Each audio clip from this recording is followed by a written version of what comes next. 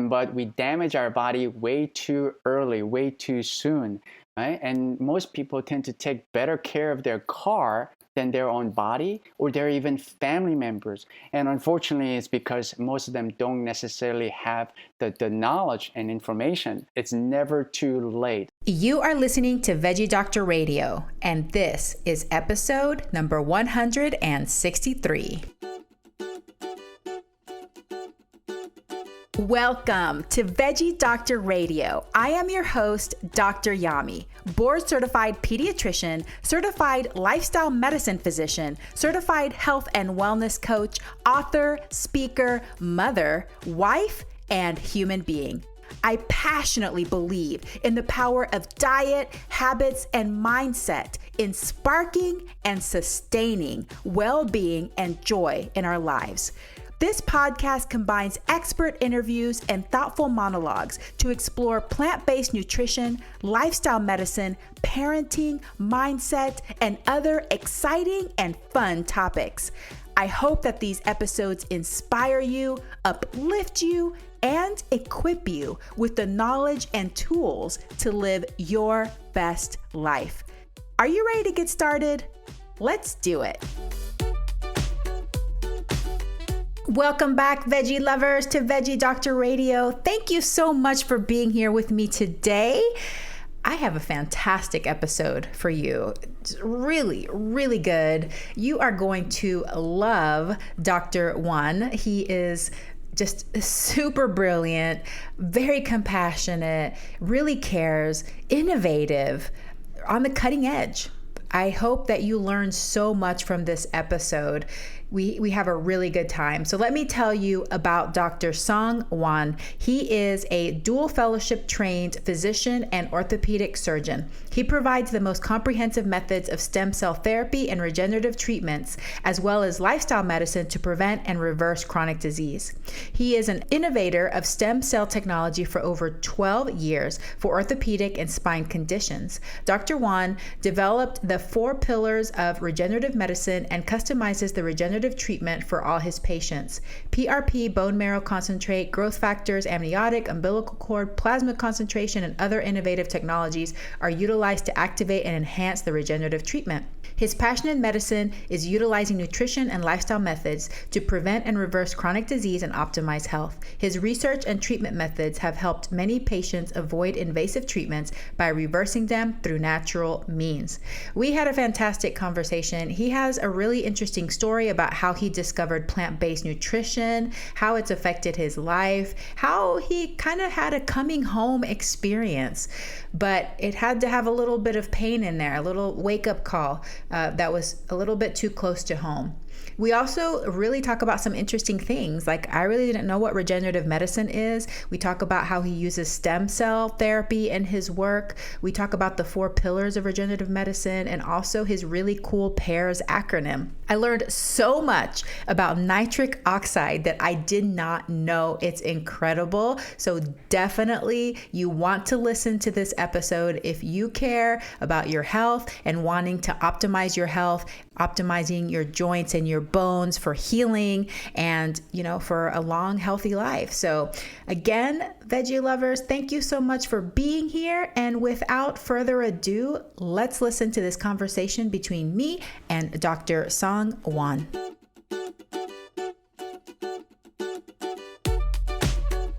Dr. Seungwon, welcome to Veggie Doctor Radio. Thank you for having me today. Truly an honor. Great to be here. Well, I'm so excited because I met you on Clubhouse, which is one of the places I'm spending a lot of time on recently. And I heard you talk about your story and I was fascinated and intrigued. So I cannot wait for you to share your story with my audience. So let's just launch straight in. Tell me, what is your plant-based story? How did you discover plant-based nutrition? And how has it changed your life and your career? Yes. Well, thank you for asking. Since I was a little kid, I think I was meant to be a plant-based. At that age, really didn't know what it was, but I've always had a challenge, difficult eating meat. I love animals, and it just didn't feel right. But of course, my parents, they said, oh, in order to grow healthy, you have to eat your meat. And they weren't informed. And so, but I was on and off vegetarian or, flexitarian most of my life. But it wasn't until I really dove into doing some research, because I lost one of my dear friend who's an anesthesiologist from cancer. He and I worked very close together for over a decade. As I was pioneering minimally invasive surgery, at that time, we didn't really have a good imaging guidance system. So we were using multiple x-ray machines. We were working 12 to 14 hours a day in the operating room. And one day, he came and he said he was diagnosed with cancer, and within a year, he was gone. And that really took me back, and then I was trying to reevaluate my life. And also remembering, we used to always joke around, hey man, with this much radiation, we'll probably get cancer at some point. And that was a joke, but it was no longer a joke. And after he passed away, I started just really diving into research. Why did he get cancer, and what's going to happen to me? And it was at that time that I really discovered the plant-based nutrition, and how most of the cancer can be prevented. And reading through MD Anderson research, you're from Texas, so you're familiar with the MD Anderson at UT Texas Houston. And one of the papers said diet is the #1 cause of cancer, followed by tobacco and obesity. And I was thinking, why didn't I ever learn about this in med school or even during residency? And more I dove into it, there was so much research that was already there, but which we never learned during our training. And that's when I fully committed to whole food, plant-based nutrition. And then continue to evolve and learn much more about plant-based vegan lifestyle, and realizing that it all tied in. And so learned a lot more about what happens to the animals as well as our planet.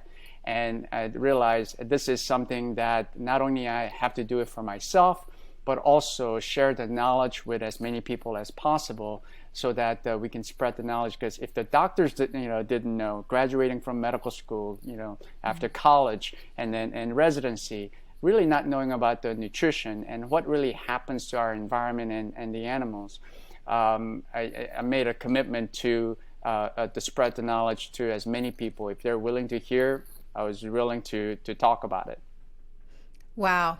So it really was almost like a coming home for you, because you had that in your spirit, you had that in your soul since you were little, but it was all of this information that you were getting from outside of society that was saying, no, you must eat meat. That's what's healthiest. That's what's going to help you grow and stay strong. So experience, which was a very, sounds like a pretty shocking, unexpected experience, to lose somebody that you were close to, but also relatively young, right? Yes. We were 10 years into our practice at the time, and he was only a few years ahead of me. And had two beautiful little children, and he had a beautiful family. And he was walked onto a football team when he was in college to University of Texas. So you can imagine, he was healthy. We thought he was eating right, and he was a fairly large fellow. But to see an individual like that, and then essentially turning into a skeleton within a year, it just didn't seem right. And that is what really initially motivated me to research and find out a lot more. Why is this happening? Yeah. And your story is so similar in many ways to a lot of physicians who were lucky because we have access to journals, we have access to research, we are experienced in being able to find that kind of information. But it's always shocking, isn't it? That we've been through, you were already 10 years out of practice.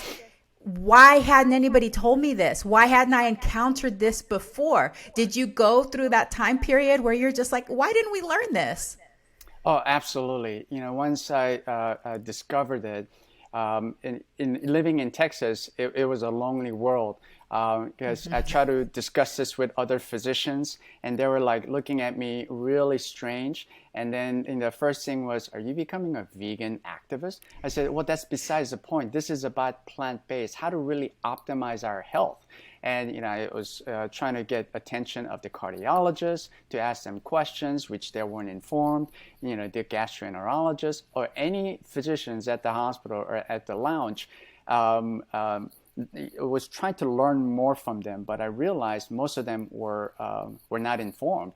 So only place I could go is looking at and reading the literatures. And it wasn't until finding some plant-based physicians and plant-based societies outside of Dallas and outside of Texas that I was able to make some connections.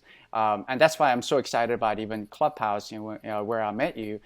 Before that, it was truly a lonely world, but I realized, okay, there's a truth here, and we really need to find out more. I need to learn a lot more about it, and then also trying to share that knowledge with the hospital as well as other physicians, which still is quite a challenge. Mm-hmm. Yeah, I can imagine. Texas is a little bit, it can be a little bit difficult that way. But I feel like medicine in general can be difficult because we as physicians, we have a lot of pride and we get a lot of experience in our craft and we feel like we know what we know. So when we're exposed to this new information that contradicts our knowledge or doesn't include what we feel like we've been exposed to, then we may automatically discount it. And it's very disappointing because I've encountered that a lot with cardiologists specifically, because it seems like if there was any specialty that should know the power of plant-based nutrition, it's got to be cardiology, right? Because there's so much evidence there. And then you talk to cardiologists and they're like, whatever. And you're like, what? Yeah. I even tell them, what Dr. Kim Williams said, there's two kinds of cardiologists, right? The vegan cardiologists and the ones who haven't read the data. So, yes. and they all go, oh yeah, that's out of context, and they just try to ignore me. But, I think that, the field is changing somewhat, and I'm excited about that. But yeah, it definitely has been an interesting journey for me. Well, you're not a cardiologist. You are an orthopedic surgeon, but you also do all this other stuff that I really don't know much about. So let's get into that. What is regenerative medicine? Yeah, so even though I'm a surgeon, what I really focused on, for orthopedics as well as the spine, trying to help patients avoid surgery as much as possible. And I tell them that majority of them, even outside of nutrition and then lifestyle modification, most of them can be treated conservatively with physical therapy, but definitely adding on the nutrition and lifestyle, it really helps them. But through that a search for trying to really optimize their orthopedic care, and then we learned a lot more about regenerative medicine, how to treat them without a surgery, using the patient's own growth factors and platelet-rich plasma and their own bone marrow aspirate concentrates that contains a lot of growth factors as well as stem cells to help them heal through that process so that they could avoid a surgery. And then also utilizing the new orthobiologic technologies where they harvest other growth factors from the placenta or amniotic fluids, and using those tools to help patients heal before really considering surgery. Because once you alter the anatomy, that you can never go back to where it was before, and you can function mostly normal, but it's never the same. And so that's the area where I was really interested in research. Once we pioneered minimally invasive surgery, and a lot of the physicians are utilizing that technology now. And back 20 years ago, when we were initially doing the research, they said it's not possible. And then after it became more adapted, then we moved on to, okay, what else can we do besides go further than minimally invasive surgery? Well, can we avoid surgery and then utilizing the cells from the patient's own body and help them to heal by concentrating the PRPs as well as the bone marrow aspirates, and then inserting them to the damaged area and allowing them to heal. And it was actually also during this process we realized that nutrition played a significant role how fast they're able to recover and how well they're able to recover, because the plant-based nutrition provides them with this anti-inflammatory environment, and then also through the hypernutrition, and that they're able to recover a lot faster, and many of them were able to avoid surgery. Wow, that's amazing. It sounds space age. Definitely things that I didn't learn about in medical school, and I don't do as a pediatrician. But it's so cool because you're a surgeon. So it seems like it would be in your best interest to just keep doing surgery. But I can tell that you really care about your patients because you realize, hey, surgery can sometimes make things worse in some cases, or it makes it so that you can't recover fully. What about we learn about some of these other options, other techniques, other ways to support your healing through diet and lifestyle? That means you're a really good and caring doctor. I love that. Yeah, I think the value and my drive came from my father, who, after we immigrated to this country, he had 4 back surgeries. He worked as a janitor and then seriously injured his back. And he previously had injury when he was in the military. And then one surgery led to 2, then led to the infection and complication. And it took him nearly 2 decades to be able to function normally again. And so that was the initial motivation to become a surgeon, and then also to become an orthopedic surgeon. But then after that, then I was during the residency, when I was observing all these surgeries, it was just massive surgeries, especially spine and some of the joint replacement orthopedic surgeries.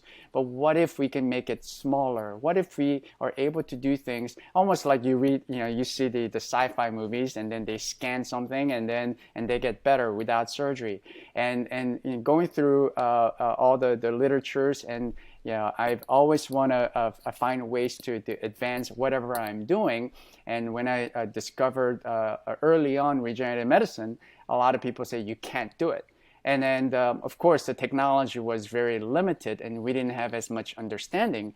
But we gave patients the option. Here, you could just have the surgery, or you could try this. And if it doesn't work, you always have the surgeries available. And when many of them came back and said, well, I'm feeling so much better that I don't need surgery. And that's, because we weren't just motivated by just constantly doing surgeries, right? Because what we were motivated is making advancement in medicine. And we were very fortunate enough to have the team of other healthcare providers that had the same type of vision and drive that made it a lot easier for us. That's amazing. And yes, I think a lot of people think that physicians are just money hungry, ambitious, ego driven people. But I think the majority of us went into medicine because we get gratification from seeing people get better. And in traditional medicine, there's a lot of things that we do, and we do a lot of those things, and it doesn't always make people get better. And that's not gratifying. It doesn't make us feel good. So to be able to advance technology, think in innovative ways like you are, and then you see improvement, that feels really good. And when you were talking about this minimally invasive and the scanning thing, it made me think of Wakanda. So maybe someday we'll be Wakanda, we'll just have that kind of technology, just fix everything just by laying on this table and some like little scanning device or whatever. Yeah, Wakanda forever. So what are the 4 pillars of regenerative medicine?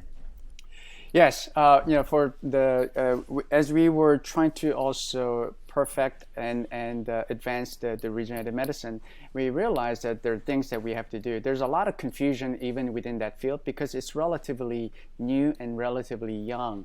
And there's a lot of people who are just focusing on, let's say, commercialized orthobiologics where you buy the products. However, the best regenerative medicine is achieved by taking your own cells, and so your own stem cells from the bone marrow, and we harvest them from the iliac crest. And so it's utilizing the real stem cells as much as possible, and then real biologics, self-biologics.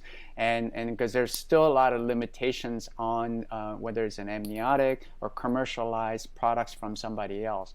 And then also what we found was that we call it regenerative nutrition, which is essentially is a whole food plant-based nutrition, played a significant role, and we counsel all our patients after this experience, whether they're having regenerative medicine or surgical treatment, at least they have an understanding of what whole food plant-based nutrition is. And we ask them, hey, just give us 6 weeks while you're recovering, and many times also even 6 weeks before the treatment and 6 weeks after, because what we want to do is we want to optimize their body, optimize the environment. Many times we go through surgeries, and surgeons really don't really talk to the patients about optimizing their condition, right? We get medical clearance from either internists, family practitioners, or cardiologists, and they say, oh yeah, your heart's fine, good enough for have surgery, let's go ahead and do it. I said, no, I mean, if you're going to recover, the best method is actually optimizing your body before you have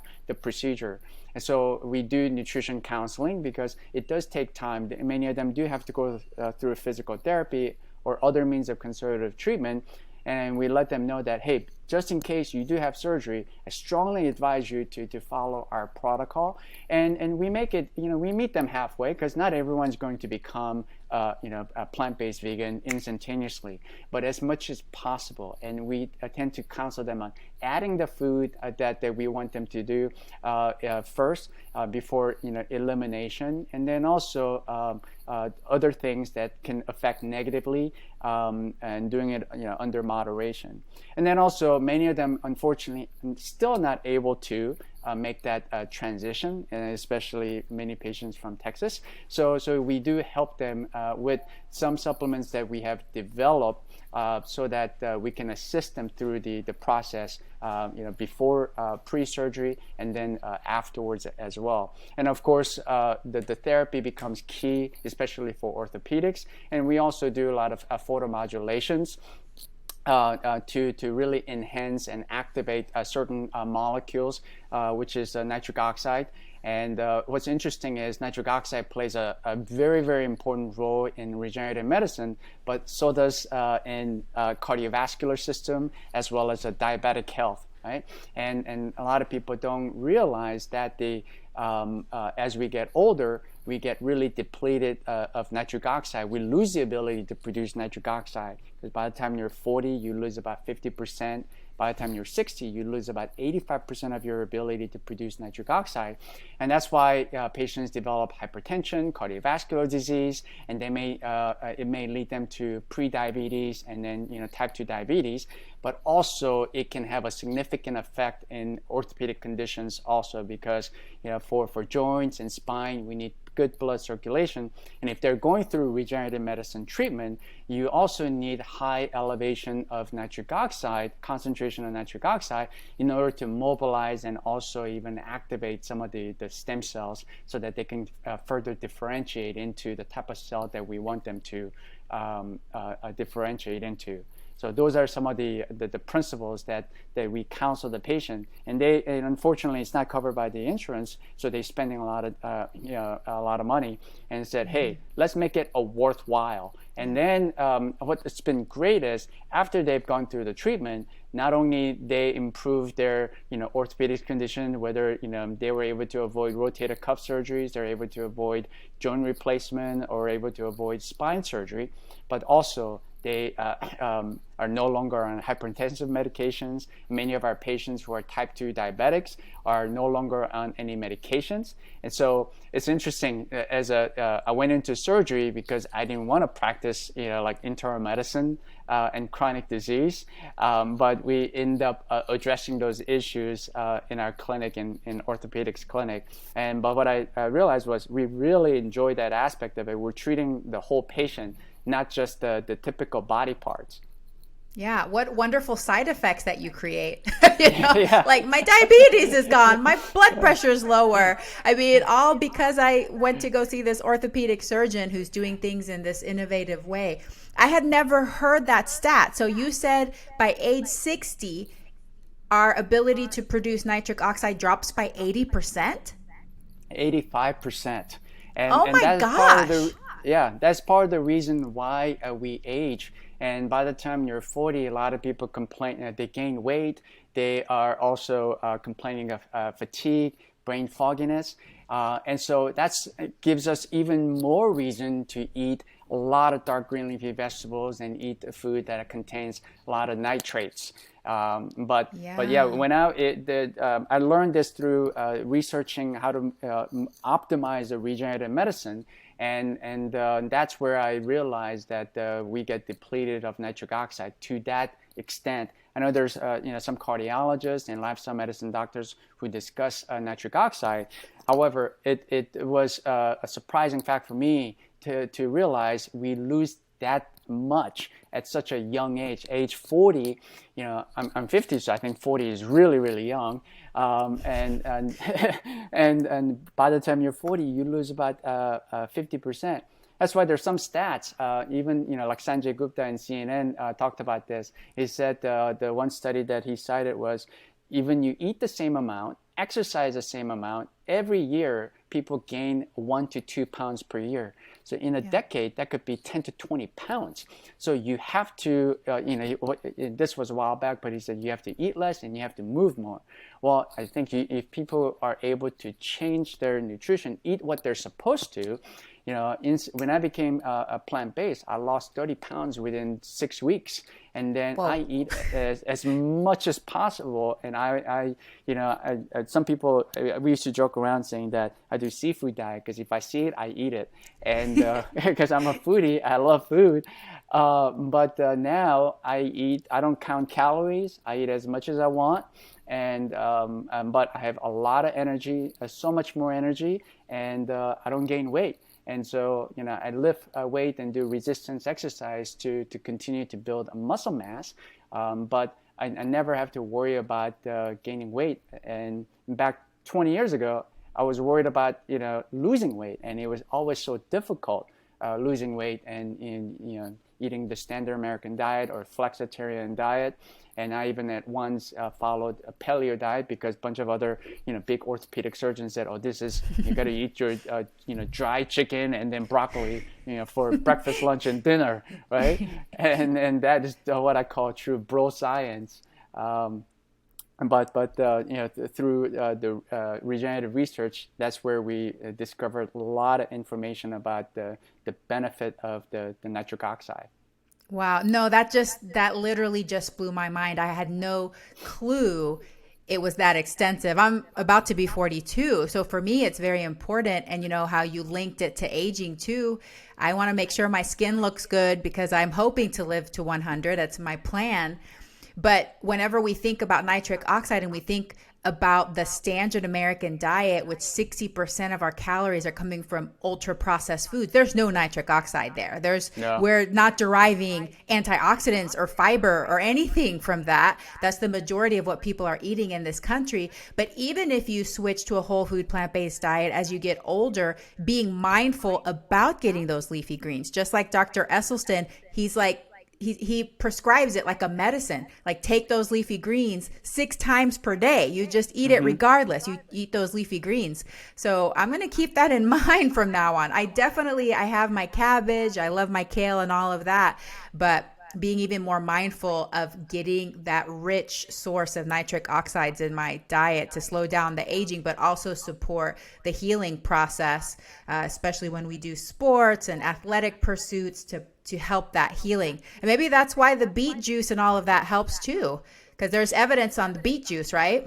Yeah, absolutely. The beet juice contains a lot of nitrates, But beet juice, I tell patients you have to be cautious because it does elevate your glucose level. And arugula actually pound per pound has more nitrate than beet.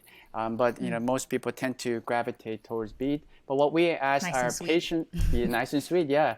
And so what we ask them to do is actually make a smoothie because for them to eat that much dark green leafy vegetables, it's not possible. Most of them just push away. So we teach them to make a large, about 50 ounce of a smoothie each day, and having mostly dark green leafy vegetables along with flax seeds and blueberries, and then they can add other things.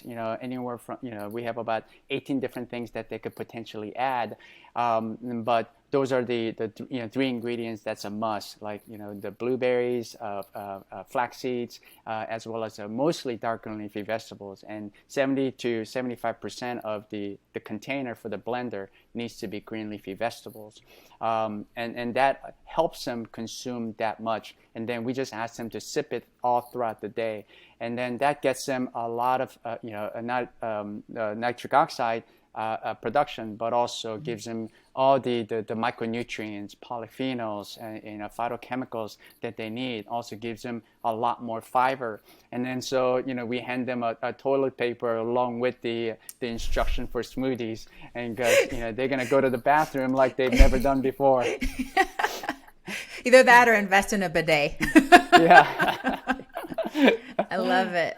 Wow, that's such great information. It reminds me a little bit of Brooke Goldner and how she does the hyper nourishing smoothie protocol with the flax seeds and the greens and all of that. But it does seem like some people, it's easier for them to get it in that smoothie form, especially if they're not used to eating that many leafy greens. I think I could do it though, because I love to eat and I love to chew my food. So yes, also eating, we initially try to get them to eat just a massive a bowl of salad each day, and then one patient came back, said my jaw hurts. It's tiring. You get bored after a while. You're like, okay, I'm tired of eating now. Yeah. Tell me about your PAIRS acronym.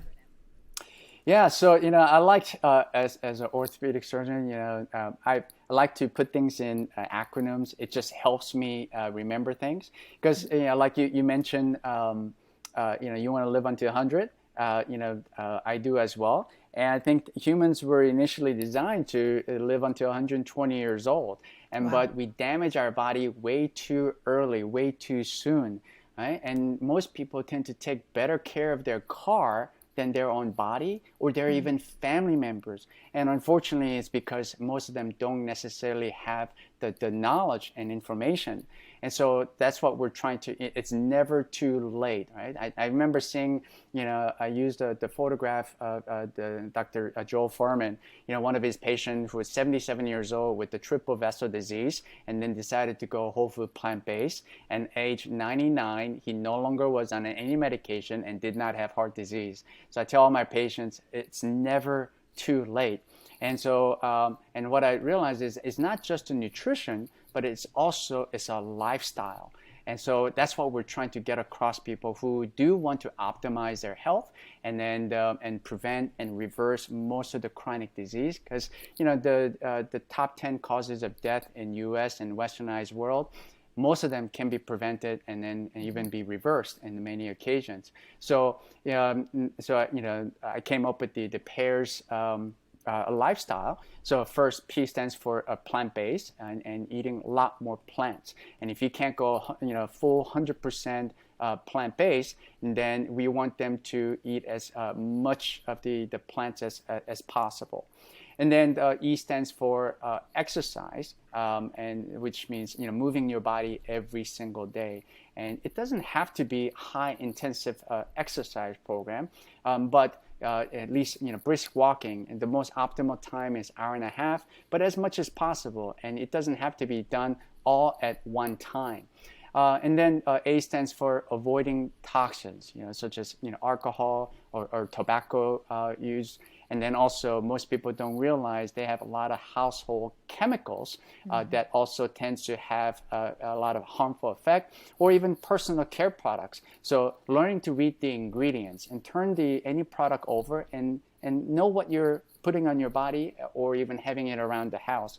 And then the next one is also quite important, restore. R stands for restore. And I realized, during the residency, we slept probably like 4 to 6 hours maximum.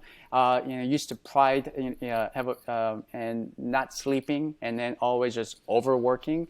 But realizing that if you don't sleep, you will definitely die faster. So if you want to live until well beyond 100 years old, then you better get your sleep, anywhere from 7 to 9 hours a night. And then also managing your stress. And this, whether it is through meditation or yoga, and I think there's so much benefit to meditation. I grew up meditating, but then I resisted for a long time. Growing up in a family that's rich with the Buddhist heritage. Many of our family members are Buddhist monks. And we learned how to meditate, but for the longest time I didn't do it until I read scientific papers, and then I realized, oh my goodness, this is something that I could have been doing my entire life. And then living with sense of purpose, and then having a right tribe and having loving community definitely helps. And then also, of course, being plant-based, and then not just plant-based vegans, but a lot of people do lack certain nutrients, and so that may need to consider supplements, whether it is a vitamin D or B12, whether you're vegan or omnivore, and some may need omega-3. And then also nitric oxide, mostly you can get through natural sources, but if they're so resistant, they may need to consider as a supplement to help boost the nitric oxide effect. And then also just making sure that you get plenty of antioxidant products from the natural sources. And so that's the pairs, and it helps me remember each day the things that I have to do. And then also it has helped our patients remember the routines that we strongly encourage them to live by. I love it. That's lifestyle medicine at its best. You're living it. You're an example of it. You're helping guide your patients through it. I mean, this is amazing. And I love how your patients are all getting all of these positive, life-changing side effects from trying to heal their joints or their spine. What a gift that is that you're giving to them. Thank you so much for what you do.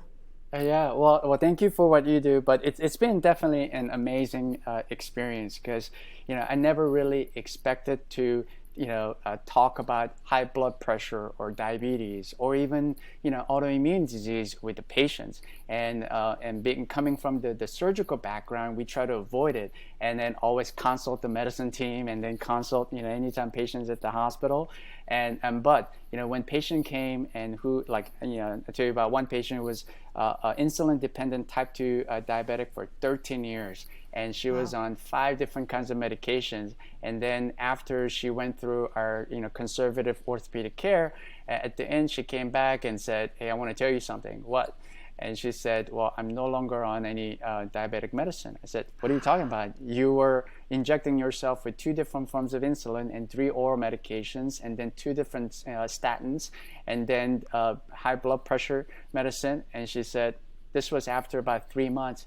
And she said, I'm not on any medication. And I said, wow.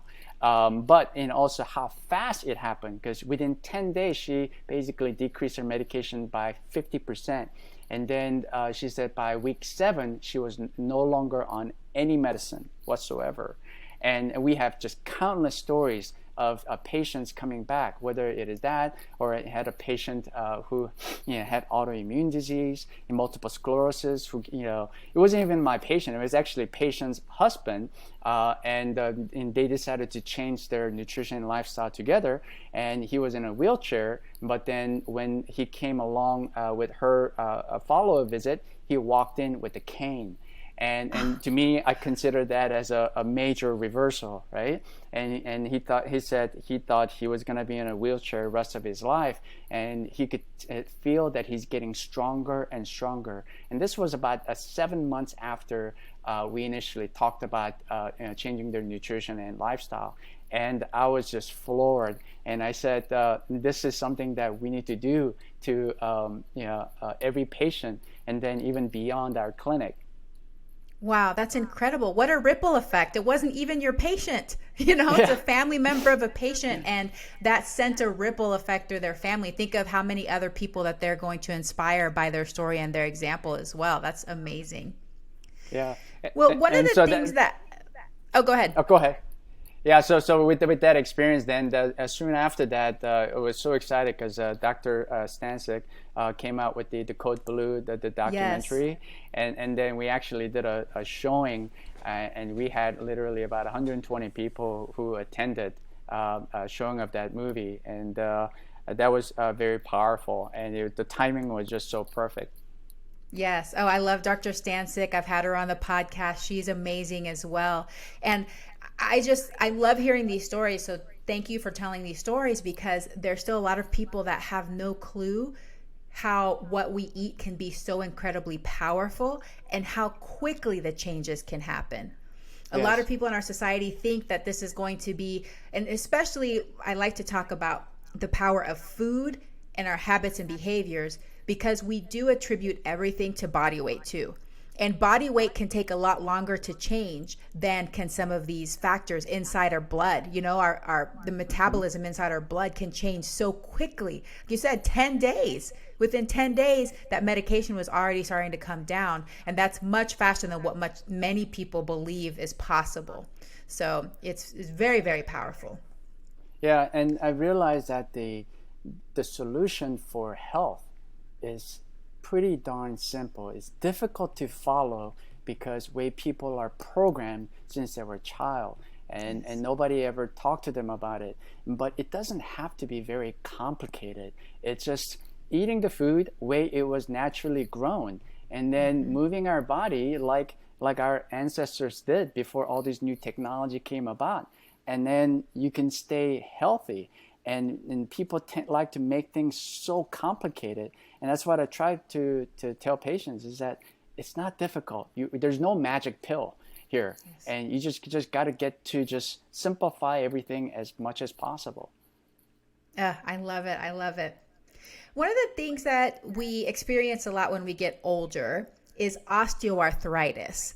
And what I've heard and what I've learned is that once you have osteoarthritis, that's it. So usually it's heading into a joint surgery, a joint replacement, that sort of thing. But given what you do, I'm curious to hear your thoughts on osteoarthritis. Can it be modified by lifestyle choices, regenerative medicine? How do you usually approach that?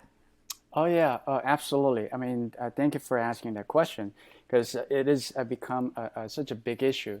Whether it is osteoarthritis in their joints, in their hip or knee, which tends to be very, very common, or back pain. Back pain is almost the second most common reason why people see their physicians. And even though you may have already developed arthritis, and then a lot of the symptoms and people experience is through inflammation.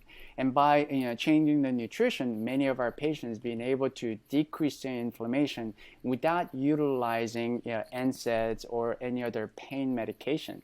So many of them would naturally come back and say, hey, I no longer need surgery. I had one patient who had a disc herniation in her thoracic region. And in order to get to it, if she has such a severe pain, we would have to do a thoracotomy, because where the disc herniation was, you couldn't get it from the back, because in the thoracic region, you can't move the spinal cord. And I said, well, can you just give me 3 months? Can we manage your symptoms? Of course, we'll give you pain medications, but let's get you, into a whole food plant-based nutrition. Let's modify your lifestyle. Let's see what happens in 3 months. And then if you still have pain, I'm more than happy to crack your chest open and get to your spine and take out your disc. And she came back, and then she didn't come back for a while. And then I think it was about 4 months, she showed up to one of our free seminars that we used to host before the pandemic time. And then this was a free seminar on nutrition and lifestyle modification that we used to host in community. And then she came back like a completely different person. She lost about 40 pounds. And then her husband also lost a lot of weight, and he brought his belt to show for it. He had to put extra holes in his belt. And she said she's no longer in pain, and she didn't need my surgical treatment any longer. And so, what I tell patients is that, there's a significant correlation also with arthritis and also atherosclerosis. Most people with osteoarthritis, especially in the back, in the spine, they have atherosclerosis to the regions around their disc. Disc is like one of the biggest organ in our body that has really no blood circulation in the center. It's mostly around the edge. And then also when some people develop radicular symptoms, it's also partly because the small vessels that innervates, that supplies the nerve roots actually has atherosclerosis and is not providing enough blood to the nerve roots also. So by it's not just anti-inflammatory diet, but also it's enhancing their circulations, then allowing them to heal better.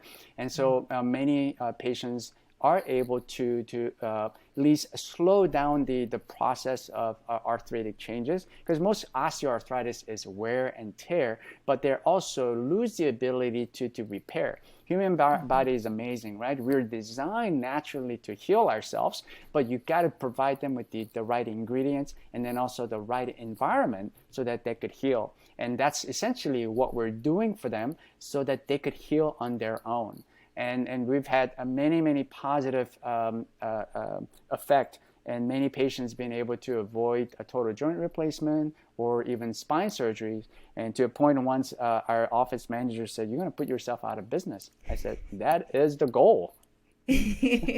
Oh man, I love it so much. I love that story. Can you believe you were going to have to crack her chest open to do this surgery? She changes her diet, changes her life, and then she becomes like an advocate for this whole deal. That's wonderful. And I remember when I first learned about the connection between back pain and atherosclerosis, and it's one of those things that it's just hard to put together, right? Like you don't think about it in your head. I mean, you think of your heart hurting if you're having atherosclerosis there. Maybe you think of having the leg pain and stuff like that, but we never really put that back pain together and how that's all related, and how some people, they can start getting relief by changing their diet because it's helping decrease that cholesterol in their blood and helping them heal. So it's amazing connections that we can make back to our diet and lifestyle.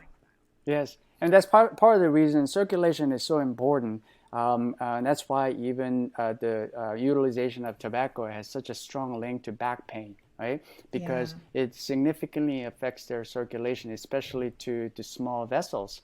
And then that actually affects their, advances their degeneration of their disc. So you want to maintain good circulation as long as possible if you want to maintain a healthy disc. Because once it's gone, then it's gone. Right? Because other areas in our body, we have good circulation, we have the ability to repair. But the problem with the disc is that there is no blood circulation in the core, in the center of the disc, and then all the nutrients gets into the disc through basically is a diffusion, right?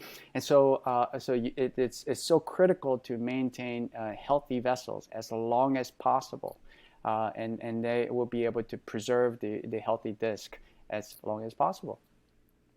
And I think that once you start feeling pain, especially if you have chronic pain, you become highly motivated because it really hurts. And I remember straining my back. I don't even know. I was getting out of the car. I did something really silly and I strained my lower back. And I just can't even imagine what it would like to have chronic pain. I mean, I couldn't even go to the bathroom properly. I couldn't get out of bed properly. It was just hurting all the day. It was very distracting. So to be able to avoid that pain that distracts you from life, that decreases your quality of life, decreases your ability to do things with your friends and family, it seems that it would be highly motivating for some people to find ways to avoid or reverse that pain. Yes. Yes, oh, absolutely. And there's so many different, direct natural remedies that they could utilize, but it's just, doing simple things that could, help you avoid that severe pain. Yeah, absolutely. Well, I'd love to hear a little bit about you and your food choices, because you said you were a foodie. So is there a food that you loved to eat before you were plant-based that you no longer eat? And now what is your favorite plant-based food? Yeah, You know,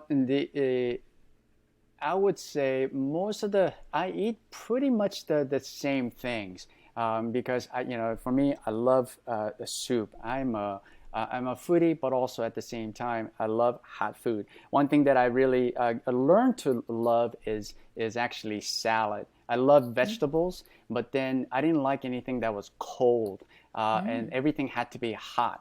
And so growing up, I was always a big fan of a soup. And then the Instant Pot became a dear friend, because I love food, but yet I'm not necessarily a good cook. And Instant Pot made it so much easier. And I would just chop things, and then I would put all the different kinds of spices. And then I researched and then came out with the ingredients that really helps prevent cancer, and some of the ingredients that I try to incorporate as much as possible. I just all dump it in there. And then the spices, I never realized there's so much different things that you could consume. Like most people think that if you go vegan, you're giving up certain things. You're only giving up like 4 things, right? Beef, pork, fish, and chicken, and egg. But you gain so much more. And I never realized there's so many different kinds of spices, because I don't use salt. And then I tend not to use oil at the house. But we spice everything, create the flavor through, whether it's turmeric, ginger, whether it's paprika, and cumin. And we have about like probably 40 to 50 different kinds of spices. And some of them I don't even know, can't even pronounce them, but I just dump it into the Instant Pot, and magic happens in a very short amount of time. And so I've really learned to enjoy them. But coming from a Korean background, I grew up in Korea first 11 years, and fortunately a lot of our side dishes tends to be vegetables, so it was an easier transition. But interesting fact about Korea is this: now Korea, because the country is becoming westernized, a country that used to eat most of their calorie came from vegetables, right? And not by necessarily choice, because the country was so poor. The meat was for rich people, and it was very expensive. Now that the meat has become so common, their increase of prostate cancer. Prostate cancer used to be so low, right? Because the soy was one of their best source of protein, but they're eating a lot less soy because they're replacing that with meat, and then a lot more processed food. And then also a significant spike in cardiovascular disease. I never used to hear like the Koreans, especially in Korea, or even Korean Americans, having heart attacks. But it just seems to be very, very common, cancer and heart disease. And so it's not the genetics, right? That their genetics hasn't changed in one generation, but what has changed is the diet and lifestyle. Yes, so, it's the food. It's the food. And the simplest explanation is usually the right one. And we see these changes, and it seems like it should be so easy to put that together and make the changes back to the old ways, even though it's associated with poverty, it's associated with not having money, but actually it's one of the richest ways to eat because it gives us our health, right? Yes. And somebody once said, or even my mother once said, because whenever I go over to their house, they say, "What do you want to eat?" And I tell them, the traditional Korean dishes. And so, initially now they're mostly 95% plant-based, but they said, "Well, you sure you don't want any meat? You sure you don't want any fish?" Well, remember, since we were a little kid, I never really wanted to eat them anyways. So you eat like a really poor person. I go, yeah, that's exactly the way I want to do it. And also, definitely don't have to spend a lot more money. And a lot of people think that eating plant-based is expensive. But if you actually shop in the produce, go to the farmer's market, and you do it yourself, it actually costs significantly less. Yes, absolutely. What do you wish more people knew? I would love for the people to know that they have a complete control of their destination. I mean, the destiny as far as the health is concerned. I mentioned this earlier. Health is pretty simple. We just got to get down to very elementary level, and you're through nutrition and adding the lifestyle, you can really avoid having a heart attack, mostly cancer, and any other disease. And I get a lot of messages from people after they're very reactive. My family member, or I had a heart attack. Somebody in our family got diagnosed with cancer. What can we do, right? And they're in crisis mode, but many people can prevent all that, and you don't have to die from a heart attack, which so many people do, right? And then same thing with cancer. What concerns me is that within 10 years, by 2030, cancer is going to become the #1 killer in America, passing heart disease. And it doesn't have to be. And when and most people don't believe me until I show them the study from the MD Anderson, where it says diet is the #1 cause. It's not your genetics. Everyone wants to blame the genetics, right? But I think somebody said, I think it was Michael Greger, who said, the genetic loads the gun, but you pull the trigger. Nutrition pulls the trigger. And so, but that's one thing that I really want them to know, is that it doesn't have to be complicated, but what you put in your mouth really does matter, right? And let's learn to simplify it. We're happy to educate them and share the knowledge. And if people have any questions, you're an amazing resource. But if they want another avenue, they can reach out to me, and I'd be more than happy to share with them any recipes that we may have, the guide that we have, everything. If it's related to plant-based, it's all free. Such a beautiful message. Well, I'd love to know what personal habit you're most proud of and why. So I think for everyone, I think it's very important to have a certain routine. And for me, morning routine is very, very important because it sets the day. And this is something that we also try to teach our patients as well. And so the simple thing is, first thing, make the bed. Right? It sounds so simple, but many people don't. And then even your day was terrible, at least when you come back at night, your bed is made, you've accomplished at least one thing. And as soon as I wake up, I drink a large glass of water. And because most people are dehydrated, right, during the night because you're not sleeping, or a lot of people don't like to drink water before they go to bed, which I think they should. And most people live in a dehydrated state. And that's why there's so much constipation and headache. And so, drink water throughout the day, but especially when you first wake up in the morning. And then I have a very quick exercise routine, like 5 minutes. Mostly like jumping jack, just to get the blood flowing. By getting the blood to flow, then I'm also stimulating my body to produce nitric oxide. That creates, good for my heart, but also good for my brain, because blood is flowing through my brain. And then also I meditate, and then have a gratitude practice, and then journaling, and just reminds me and centers me, and then gets me into good place. And also it's a reminder that no matter what happens, I am so much better off than, there's so many people around the world. And then always reminding myself how thankful I am, the situation, no matter what happens. And then also after quick exercise, then I do a cold shower. And initially it was challenging, but it's learning to be comfortable being uncomfortable. And something that I promote, it creates alertness, and it's done wonders for me, and I actually enjoy it. And you can do it many different variations, but whatever it might be, having a good solid morning routine to get your day started, and that has worked wonders for me, and that has helped me manage my stress. And then before, being the typical surgeon, I had tempers, or everything was so urgent. But then now, more relaxed, and I accept the way things are. If it happens, that's great. Work hard at it, but I'm not necessarily going to stress out about it. And living in the present moment, not living in yesterday, not living just for the future, but living and understanding where we are here today. And that has helped me tremendously. Oh, that's so great. I love your morning routine. It sounds like you're so disciplined. I've tried the cold shower a few times. It does not continue very long. I'll try again. It's really, really hard. But it does, afterwards, you do feel amazing afterwards. I will attest to that.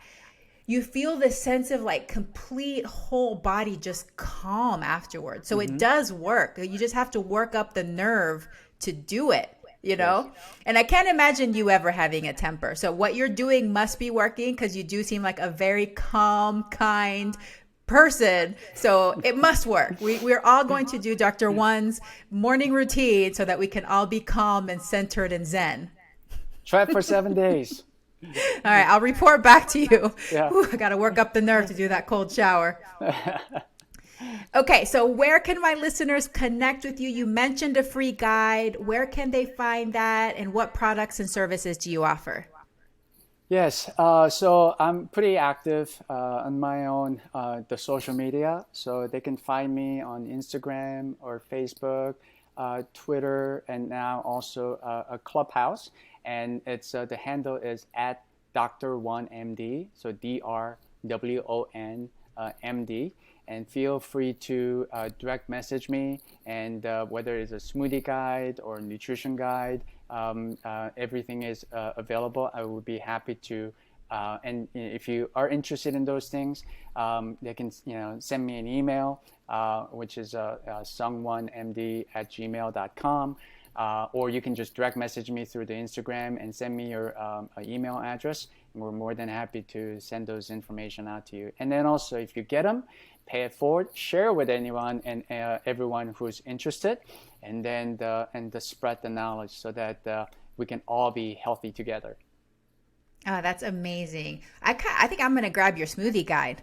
Sounds good. I need to increase my nitric oxide production since I have 60 years left of life. So yes, absolutely. You got to, and then also with the nitric oxide, important, a lot of people do not know is that we really need to avoid antiseptic mouthwash, because when most people have the blood vessel damage, because that's the number one area where the nitric oxide gets produced from your endothelium, inner lining of the artery. But most people have it damaged, so they can't produce enough. So the second pathway is a nitrate pathway. It's through nutrition. And so, but the nitrate, what you eat, you got to chew them well.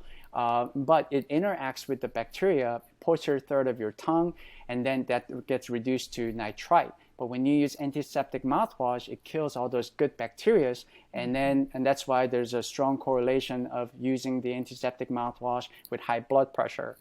And then also, if all possible, avoiding acid reducers, like especially proton pump inhibitors, because they also show elevation of blood pressure, because not only from the reducing the acid, because nitrite, when it goes into your stomach in the acidic environment, becomes a nitric oxide.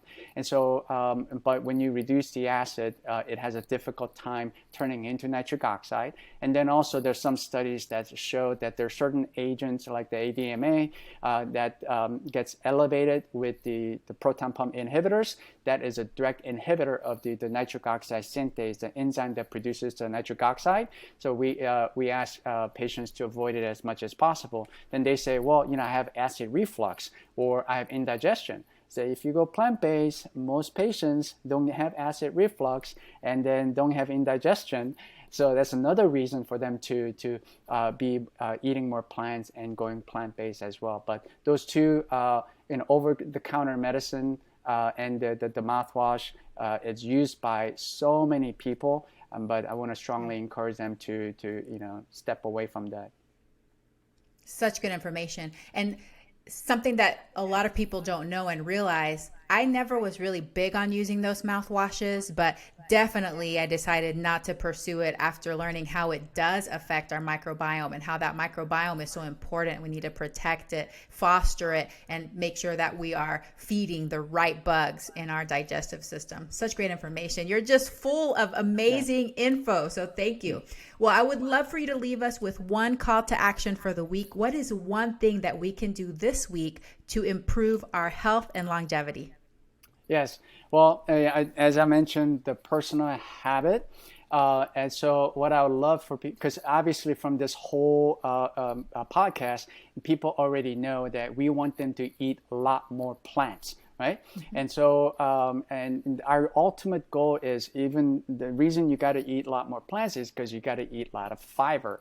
And I'm a biggest a promoter of eating fiber. When somebody asks, how do you get your protein? I said, well, how do you get your fiber, right? Average Americans consume only 10 to 15 grams of fiber per day. And we want to work ourselves up to eating 60 grams of fiber per day. So, and the RDA recommendation, which I think is it's too small amount, is like around 25, 28 for female and 35 for male. But I would love for them this week to at least have, if you're not plant-based, try to have a meatless day, the whole day. Or if you do are plant-based, try to eat a lot more fiber and see how much fiber you're eating. I mean, count it and then see how much fiber you're eating, because I think the fiber is so critical for our gut health and gut microbiome. Beautiful. Well, fiber is my favorite F word. So I get excited when anybody talks about fiber on my show. It is one of the key pillars of life, is to get that fiber in there from whole plant foods, not from gummy fiber supplements. Okay, people that are listening, there's a difference. So from whole foods, from real foods.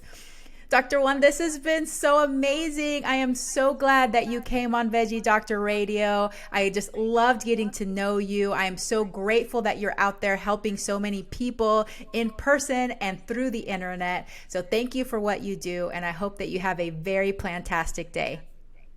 Thank you so much. This was so much fun, and thank you for the opportunity. This was truly an honor, and then also to meet you in person outside the clubhouse. So this was amazing, and so I want to thank you for everything that you're doing.